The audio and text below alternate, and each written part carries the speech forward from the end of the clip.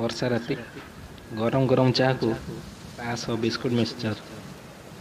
ଘର ଭିତରେ ଝରକା ପାଖରେ ବସି ପାହାନ୍ତି ବର୍ଷା ରାତିର ମଜାକୁ ଅନୁଭବ କରୁଥିଲି।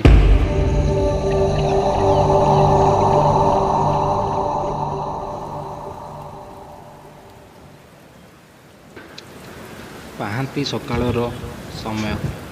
ହାତରେ ଗୋଟେ ବାଡ଼ି ଧରି କେହି ଜଣେ ଓଦା ହେଇ ଚାଲି ଚାଲି ଯାଉଛି। ମନରେ ତାର କୌଣସି କଥାକୁ ଭାବି ଭାବି ଚାଲିଥାଏ। ଅନ୍ଧାର ରାତିକୁ ଝିପିଝିପି ବର୍ଷା।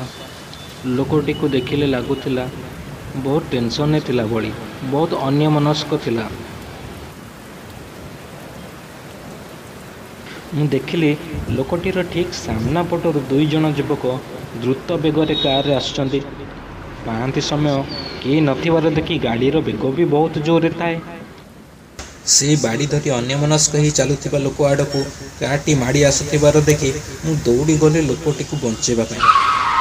ହେଲେ ଗାଡ଼ିର ବେଗ ଏତେ ଜୋରରେ ଥିଲା କି ମୁଁ ଦୌଡ଼ି ଯିବା ଭିତରେ କାରଟି ଲୋକ ଉପରେ ଚଢ଼ି ଚାଲି ଯାଇଥିଲା। ମୁଁ ସେ ଲୋକଟି ପାଖକୁ ପହଞ୍ଚି ଦେଖେ ତ ଲୋକଟିର ମୃତ୍ୟୁ ହୋଇଯାଇଛି।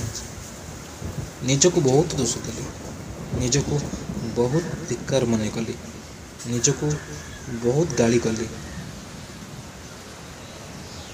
ହେଲେ ବଞ୍ଚେଇ ପାରିଲେ ନାହିଁ। ହଠାତ୍ ନିଦ ଭାଙ୍ଗିଗଲା। ମୁଁ ଉଠିକି ଦେଖେ ତ ଏଇଟା ମୋର ପାହାନ୍ତି ସ୍ୱପ୍ନ ଥିଲା। ଯଦି କାହାଣୀଟି ଭଲ ଲାଗିଥାଏ ତାହେଲେ ଆମ ଚ୍ୟାନେଲକୁ ଲାଇକ୍ କରନ୍ତୁ, ସବସ୍କ୍ରାଇବ୍ କରନ୍ତୁ, ସେୟାର କରନ୍ତୁ ଭିଡ଼ିଓଟିକୁ।